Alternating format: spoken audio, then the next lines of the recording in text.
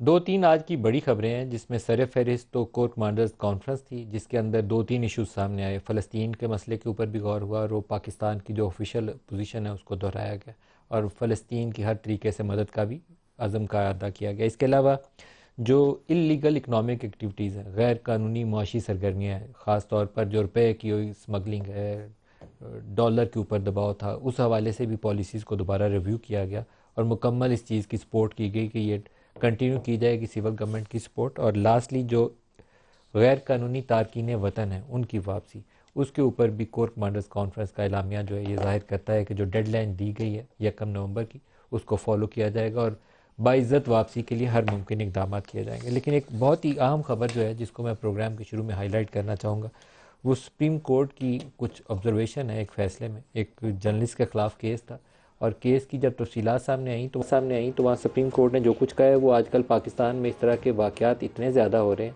जिससे लगता यह है कि ये जर्नलिस्ट, बाज़ सियासतदान, वो सारे रियासत दुश्मन हो गए। नॉन स्टेट एक्टर्स नहीं होते, वो वाला ट्रीटमेंट किया जाता है।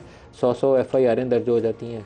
अरशद शरीफ का वाक़या अगर जहन में रखें तो अरशद शरीफ के ऊपर भी उसकी शहादत से पहले इसी तरह की FIRs का अंदराज हुआ था जिसके बायस उसको खौफ का एहसास, वो भी दबाव था, उसको पाकिस्तान छोड़ के जाना पड़ा और फिर वो नाखुशगवार वाक़या पेश आया।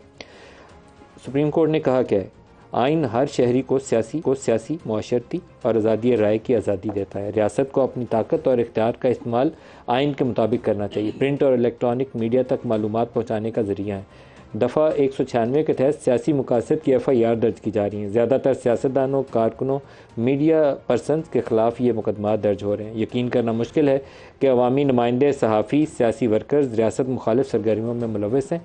अपने शहरियों के ख़िलाफ़ बदनीति पर मबनी गैर संजीदा कानूनी चाराजोई रियासत के हक़ में नहीं। शहरियों के ख़िलाफ़ ऐसी कानूनी चाराजोई आइन को मजरू करने के मुतरादिफ है। इख्तियारात के गलत इस्तेमाल से मुआशरे में खौफ और अदम तहफ़्फ़ुज़ का एहसास पैदा होता है। ऐसे इक़दाम का नतीजा रियासत के इदारों के ख़िलाफ़ नफ़रत की सूरत में निकलता है। शहरी खौफ में मुब्तला हों तो आज़ादाना तौर पर अपने फ़राइज़ सर अंजाम नहीं दे सकते। शहरियों की इज़हार राय और मालूमात तक रसाई, आइन में इसकी ज़मानत दी गई है। ये वो चीज़ें हैं जो ये सुप्रीम कोर्ट के इस ऑर्डर के अंदर कही गई हैं और ये सारी दुरुस्त बातें हैं। जो मीडिया के ऊपर FIRs का दबाव होता है वो कोई इमरान रियाज से पूछ सकता है या वो दुनिया में नहीं है अरशद शरीफ उससे पूछ सकता है कि उसको किस तरह की ज़हनी अजियत और कर्ब से गुजरना पड़ता है। और एक इंडिविजुअल जर्नलिस्ट जो है वो 15-15, 20-20 FIRों का पीछा भी नहीं कर सकता। एक अलमिया यह है कि अगर तो कोई एक FIR हो ना तो एक वकील को करना भी उसके लिए मुश्किल होता है, लेकिन जहाँ 15-20 FIR होंगी तो जर्नलिस्ट तो सिरे से उस फहरिस्त से खारिज हो जाता है। जो दिफा के काबिल हो वो दिफा नहीं कर सकता अपना। उससे बेहतर है कि उसको पकड़ के किसी जेल में डाल दें तो उसकी ज़िंदगी शायद बेहतर हो जाएगी, बजाय ये कि 15 जगहों पर फिरता पड़े अपनी ज़मानतों के लिए। तो ये एक रियलिटी है जिसके ऊपर पूरी पाकिस्तानी रियासत को गौर करना चाहिए, इस्टेब्लिशमेंट को भी और सिविलियन गवर्नमेंट को भी।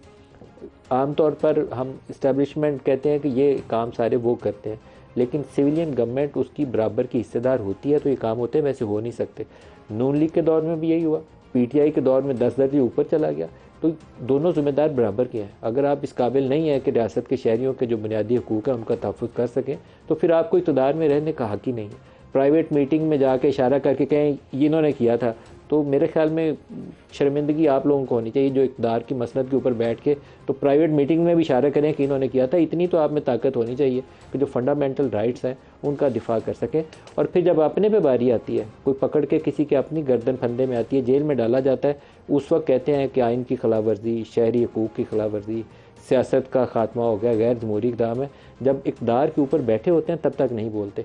यही वो कमज़ोरी है जो पाकिस्तान को अंदर से खोखला कर रही है और कमज़ोर कर रही है। हमें इससे बाहर निकलना पड़ेगा, लोगों को तहफ़्फ़ुज़ देना पड़ेगा, उनको ये यकीन दिलाना पड़ेगा कि उनको अपनी बात कहने का हक़ हासिल है। अपनी बात कहने से या अपनी ओपिनियन देने से वो बिल्कुल मेरे से 100% मुखालिफ ओपिनियन उसकी हो सकती है, लेकिन इसका मुराद ये नहीं होती कि वो रियासत दुश्मन है या मुल्क दुश्मन है। इंडिपेंडेंट ओपिनियन रखने का हक़ हर शहरी को हासिल है और उसको ये एक्सरसाइज करने देना चाहिए ताकि उसका ट्रस्ट, उसका फेथ, उसकी मोहब्बत इस मुल्क के साथ कायम रहे। किसी को मुल्क की मोहब्बत जागती है तो वो सवाल उठाता है या आवाज़ उठाता है, वैसे उसको क्या ज़रूरत पड़ी है जो कुछ मर्ज़ी पाकिस्तान के साथ होता रहे वो क्यों सवाल उठाएगा। ये एक थोड़ा सा इब्तदाइया है प्रोग्राम में, जो शुरा है उनके साथ इस पर भी बात करें। इसके अलावा नवाज़ शरीफ की वापसी, जिसके लिए कभी इम्कान यह है कि कल तक सुप्रीम हाई कोर्ट के सामने एक अपील जाएगी और प्रोटेक्टिव बेल की इस्तदा की जाएगी PMLN की जानिब से, उस पर भी बात करेंगे।